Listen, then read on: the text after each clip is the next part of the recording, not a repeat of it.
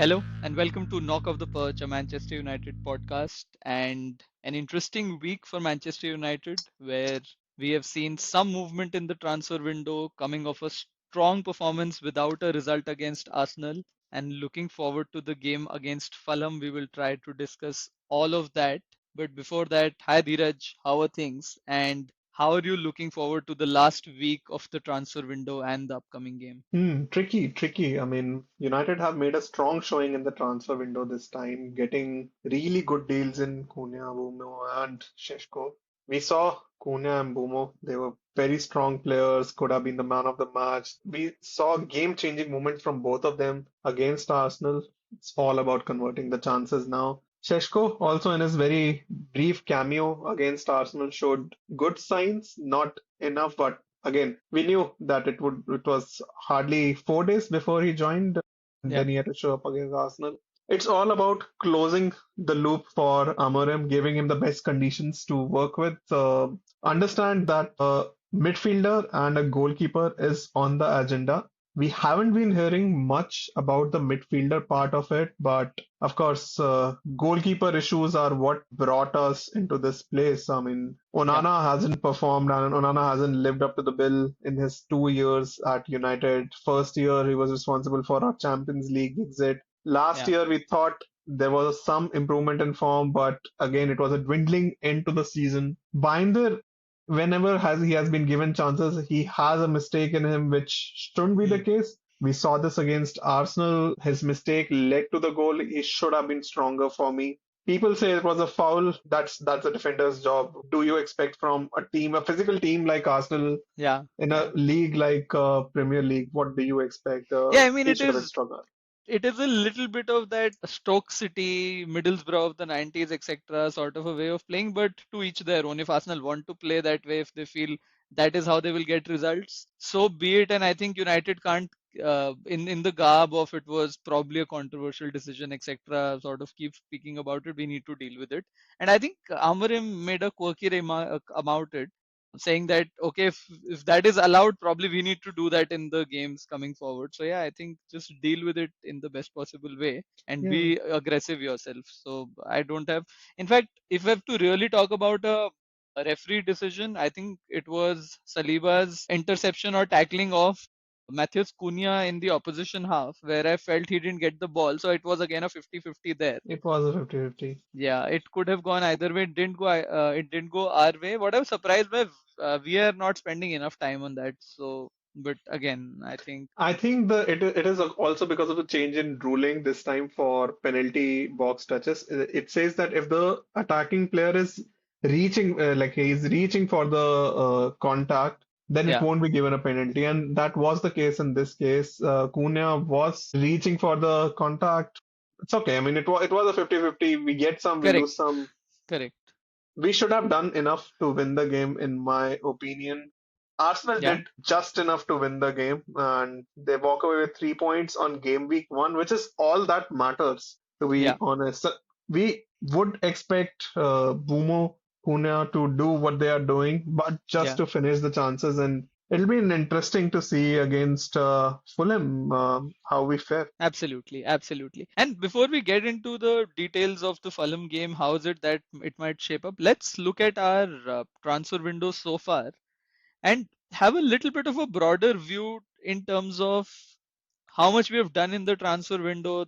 A week plus a few days left in the transfer window now. What is it that we expect in the upcoming days? And to start with, I have a very simple layout of a question for you in terms of what we have done so far in the transfer window. If the window were to end today, how would you rate the transfer window on a scale Six, of 1 to 10? 6 on 10. I'm just doing this as an average of our incomings and outgoings. Great incomings, not enough, just not enough outgoings. The bomb Yeah, squad still continues to be in Manchester, train in Manchester. Even yeah, though they are away from public eyes, it's a far away cry from what was needed to be done. We should have been more clinical in finding solutions for them. Of course, they haven't made life easier for United with Sancho rejecting bids from Roma and other teams, with yeah, Antony not even listening to Saudi offers.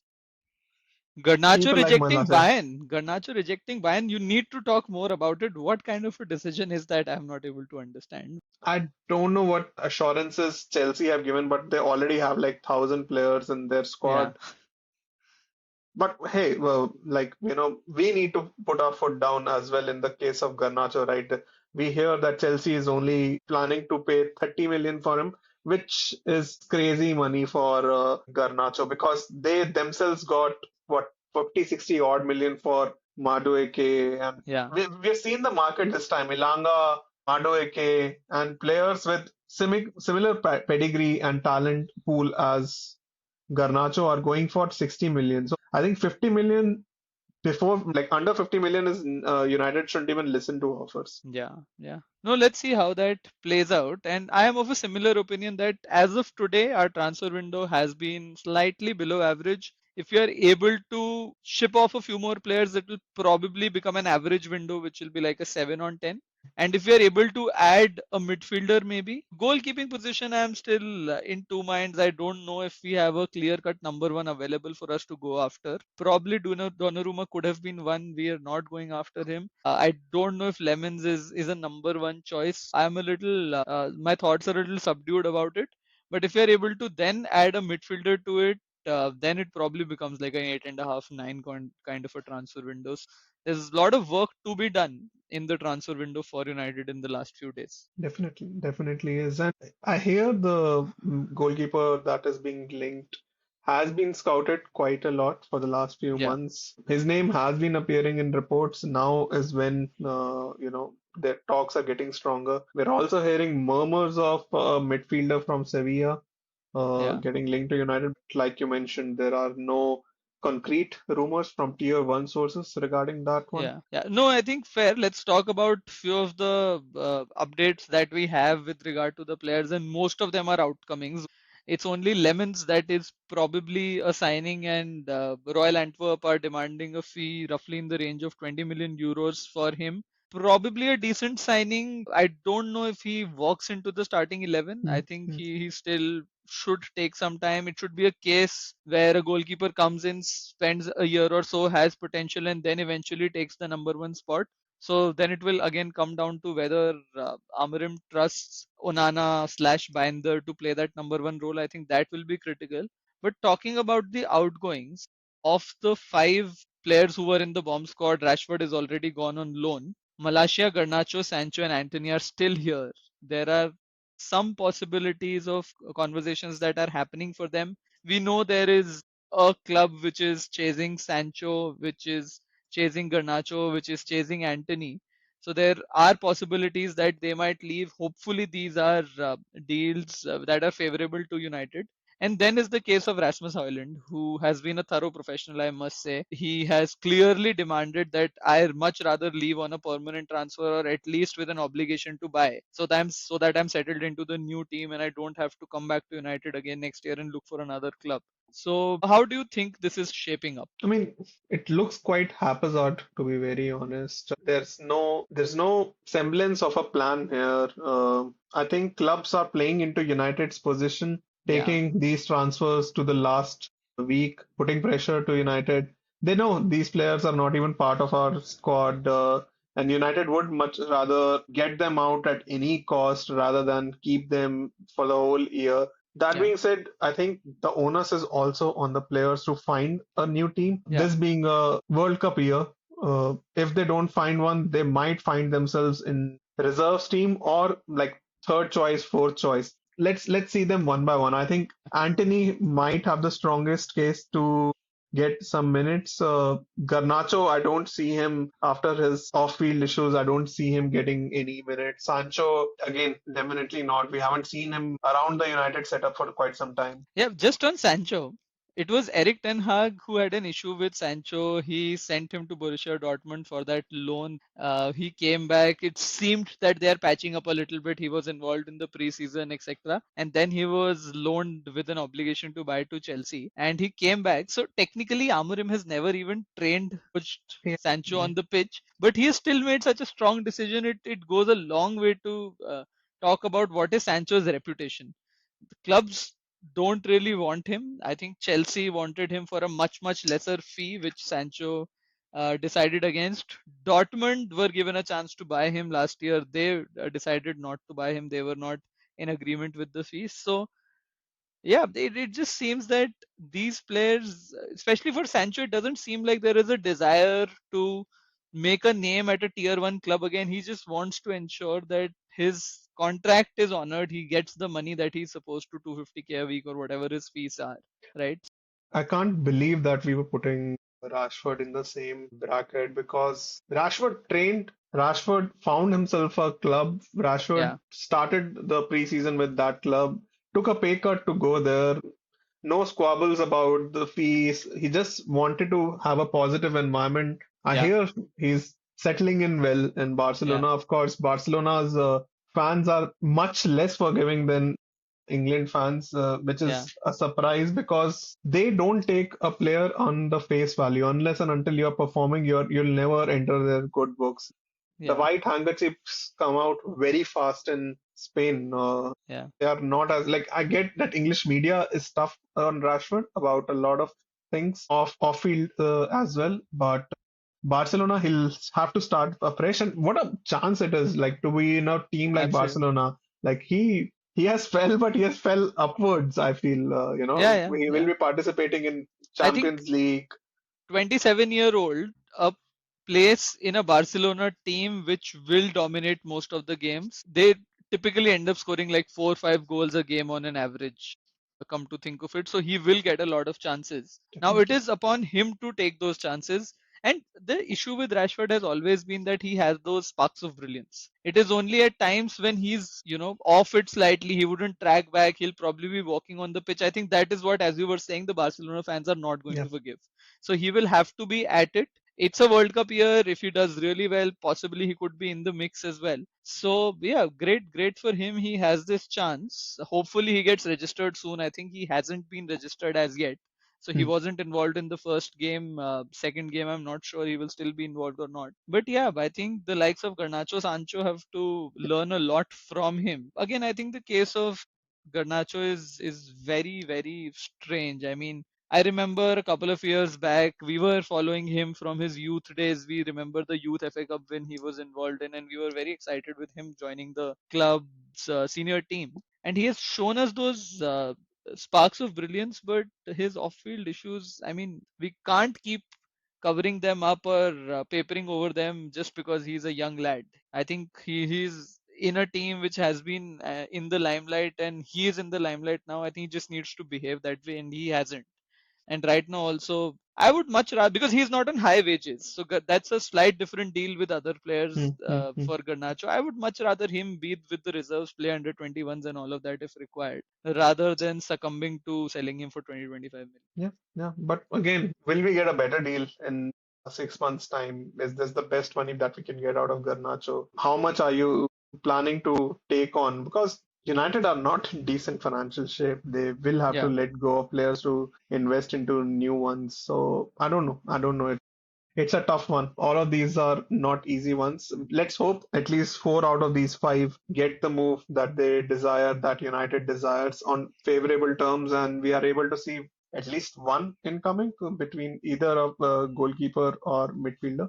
I think that will yeah, make it a decent window. absolutely. Brilliant. Cool. Now, shifting gears to what we have in front of us in terms of the match against Fulham, we go to Craven Cottage. Everything aside, irrespective of the performances we have had, irrespective of the signings we've made, do you think this is a must-win game for Amorim? Yeah, I think he'll see it that way. I don't see it as a game changer, but it's a must win for any United manager, to be honest. Playing a outfit like Fulham, you shouldn't expect anything less than a win. Our performances against Fulham have somehow been surprising. Last three matches, we have managed to score 3 goals against them, one goal per match. I think both the matches in Premier League we won 1-0 against them. We Yeah, had the season opener last year against Fulham in which Joshua Zirkzee yeah, scraped a goal. We haven't particularly played well against Fulham, have we, yeah, in the last yeah. year? But we have somehow managed to nick a result, which is what I'd expect from this game as well. Fair enough, fair enough. But I think about this entire hype about, we lost the game against Arsenal, there it was a strong performance, and I think this is the litmus test of that strong performance, so to say. We have had stronger performances against Liverpool, Arsenal, Manchester City last season. It was against the teams like Fulham, Crystal Palace, Brentford, etc., who are middling in the league usually, is where we typically are not able to either have the motivation to continue those performances, or we just fall behind tactically. Now, this is a game that will show us whether the players are at it, whether Amorim is at it in terms of his tactics. And in this game, only the performance will not cut it for me. I think we need a result. I think that will be very, very important. Yeah, I think we'll see a much settled starting 11 in this one. We'll see who is in Amorim's favor Yeah, this season, who isn't. It should be an interesting one. Fulham, of course, drew their first game against Brighton. They are 1 point and few places above United in the table. But let's see. I think Fulham are struggling. Fulham are also not on their most flowy football. They don't have the best of the squad right now. So it'll be an interesting one. From United's perspective, I think we have to build on what strong showing we saw from Cunha and Bumo. Give them the ball in the right areas, they will get you. They are quite very direct players. That's what we saw against Arsenal. And of course, what I'd prefer in this game would be for Bruno Fernandes to be pulling the strings a bit more further up the field. yeah, yeah. No, fair, fair, and let's take into account how Fulham fared against Brighton and what could be the key battles for Manchester United against Fulham. And the first thought that when I was looking at the game between Brighton and Fulham, was that Fulham, what they tend to do is they tend to attack a lot from their left. And we saw in the last game for Manchester United against Arsenal, we had Diego Dallo there in the first 55, 60 minutes, and eventually Ahmad came on there, and we have a lot of attacking threat from the right. I just hope when we are attacking from the right, we don't leave those spaces behind where the likes of Josh King, Iwobi, they can just concentrate on that left wing area and create chances out of that. So I think that will be one key battle that United will have to be wary of. Euro is typically the centre back there, so I think he will have a big role to play in ensuring that some of these chances are stopped right, nipped right in the bud. I think one thing I've noticed in this year's United squad is there are no laggers now. All of the Yeah, players they track back very well. I was seeing clips of Cunha losing the ball in the final third and running back till almost the defensive area to recover it. So that's a very good sign that only the defenders won't be responsible for the correct. defensive piece, but our defensive shape will start from the attacking front. Yeah, just on that piece, when we were doing the midweek video on the analysis between of the Arsenal and Manchester United game, the three players for United who had the most number of sprints were three Amorim signings: Mbeumo, Konya, and Dorgu. So you Uh, clearly know the kind of players Amorim is getting into the team. So these are the players who will run for their life for the manager, and they will ensure that they are contributing not only in attack but in defense as well. So I think well noted Brilliant. there. That's Yeah. brilliant. That's brilliant. Noted. We also noticed Fulham trying to build up from the back, but were caught a couple of times by Brighton. Yeah. This is where players like Mount, players like Bumo will feast, and I assume. Absolutely, absolutely. So Fulham typically are that kind of a club which are, I don't think they particularly are very fluent on the ball. They have a lot of physical players, but it was, I think, from the middle when they were trying to bring the ball forward, some of their passes were not accurate enough. And Brighton, we know, are pressing monsters. They were able to latch onto a couple of those chances and create a goal creating chance from there, which is what I think United will have to be a lookout for. It is an advantage United. We saw how well United were able to do a little bit of coordinated pressing in the game against Arsenal. We want more of that in this game as well. And hopefully the likes of Bruno, Casemiro are intercepting the ball, passing it forward, and the likes of either Sheshko, Cunha, or Embuemo are at the end of it to finish it. I think I actually want to envisage a goal coming like that. I'm manifesting a goal coming like that for Manchester United. Get us off the block, ensure that the nerves are settled, and then grow into the game from there. So Exactly. hopefully we can do that. And the last point that we also wanted to talk about was the physicality of this Fulham team and how does it translate into set pieces. We saw a 90th plus 6th minute goal from Muniz coming from a set piece against Brighton. United are still nervy on set pieces. They conceded again from the set piece, and with this entire situation of the goalkeeper, I am slightly wary of that. What do you think? I mean, I see it in two ways. United's floor, physical floor, has been risen since last few transfer windows. There has been a clear focus on raising the physical floor of the squad. We see that in Euro, we see that in Dorgu, we see that in Bumo and Cunha both. That being said, set pieces has been our kryptonite for quite some time now. I believe we would have worked on it more during the preseason. I saw we were attacking set pieces in a lot new ways, a lot new fashion, but it was disappointing to say at the least to see, Binder missing that ball against Arsenal. Bearing those, I didn't see many clear-cut chances even in set pieces Arsenal creating. Yes, we Yeah, were nervy. Yes, but I think the best way you can deal with this is to be on the front foot all the time. I yeah, don't see this as a game which Fulham will dominate the ball. Even though against Brighton they had a 50% possession, I don't see it happening this yeah, way. This would be one of those typical games which I believe in which United will boss the possession. The yeah. onus will be on United to break down the defense of Fulham and to create those chances against low block team. Correct, correct. Great. So let's move into our predictions. I think we have an interesting choice of the first 11 that both of us are looking at. Let's start from the goalkeeper. I think we have two different goalkeepers in our predicted 11, and I'm going for Binder for a couple of reasons. One, I think Amorim made sort of a statement last week where he said Onana is fit, but I have to give chances to players who have done well in the preseason, etc. And post match, how Amorim got angry in the press conference when there were questions asked of him about Binder, about probably paying Tom Heaton ahead of Binder, etc. And it seemed that he was trying to defend the player a little bit. So, which is where I think to just to continue the confidence till we find another solution in another player, Lemons or whoever it may be, I think he might continue with Binder.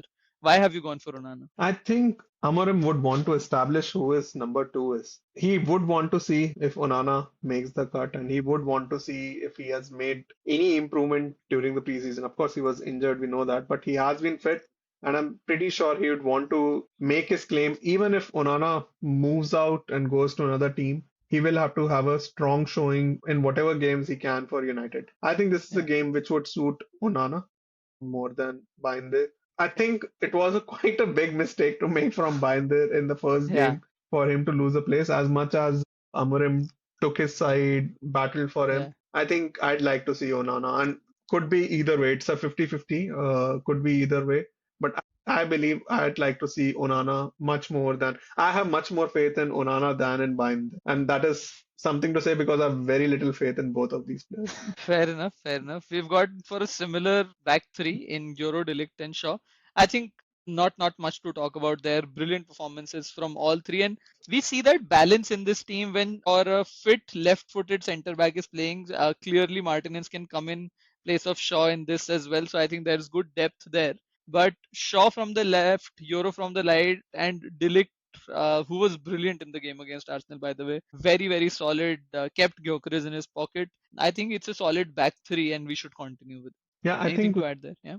I think we'll work with these three. Just that I'm pretty sure Maguire is knocking on the door. So we Yeah. might see more minutes of Maguire for Shaw or Delete there. Possibly, possibly. I think even last time Euro moved on to the left, Delict Yeah. moved on to the right when Harry Maguire came in. So some of that combination is also possible. Moving We have on gone to with our a similar fullbacks as well, yeah, Ahmad and Dorgu. Dorgu, obviously, I think there's no question of any, like he's held the place of his, on his own and he created decent enough chances, had a great shot against Arsenal, hit the yeah. side post, could have been a great goal if it had gone in. Too Even bad it the didn't. Even the headed chance to Brian Mbeumo was from Dorgu, Yeah, which I believed was the best chance Manchester United had, the most agree. clear-cut chance we had. So yeah, I think he's added a lot to his game. On the right, I've gone for Amal instead of Dallo for the kind of opposition we are playing. Had it been an opposition which was much more attacking, probably against a Liverpool, against a Manchester City, I would prefer Dallo to start that one. But for a game against Fulham, where we will have to run on the defenders, create a lot more, I think Amal is a much better choice to Yeah, partner Mbuemo on the right wing. I think I saw the video which you mentioned. Ahmad had so many carries, even though he had such a brief cameo. 36 minutes, yeah. Yeah, so I believe Ahmad would be the right one to play. We have gone with a significantly different midfield. You believe Casemiro and Fernandes should Yeah, start again? I believe I'll give my reasoning. I think we need runners in there. I think we still get overrun in this midfield with Casemiro and Fernandes. yeah, Menu is a player begging for minutes right now. Like, we need to see Menu. Like, if it has been clear that we have to build a new project around Menu. I'd love to see him. This is a game in which I see Menu's quality coming into play. We have Sander Birch and Lukic in the other team. That yeah. is a physical side. I think the flow and the pace of Ugarte, in which he breaks chances, would be necessary. And along that, it will be very complementary with Menu. We saw this combination in one of the games in preseason. I felt that was the first best 45 minutes in the midfield of United that we saw. So that's why I've gone for. Makes sense, makes sense. And my choice of midfielders, one is slightly contingent upon not playing a false nine, which moves Bruno into the pivot by default. So Bruno occupies that one spot. And I think Bruno Menu don't play well together. So it's a choice between Casemiro and Ugarte for that number six spot, in my opinion. And I think Casemiro did good enough in the game against Arsenal. He was very solid. He was sitting he was sitting in front of the back three, and he was not doing a lot of those Eric Ten Hag days where he would, bombard forward, then there will be spaces left. He was doing his job quietly. He was sitting in front of the back three and ensuring that he's shielding them well. So I think he did that job well. And maybe this is a starting 11, and if we feel there's a need to press forward, then maybe Menu can come in eventually, but I think that is the pivot I would go for. And the big reason why now moving to the front three is why I've gone for that is giving Sheshko his first start. I think as much as a presence of somebody like a Mount slash Fernandez further up the pitch can be of great help. I think especially this game against Fulham, which is against a physical side, which is against a side where they will probably have a low block, having that one target person up front will be very important. And I think now he has had a couple of weeks with the team. Now he's been training well, is what we've heard. So in my opinion, we start with Sheshko, and obviously the two number tens just take the place on their own. No discussions about Mbuemo and Cunha there.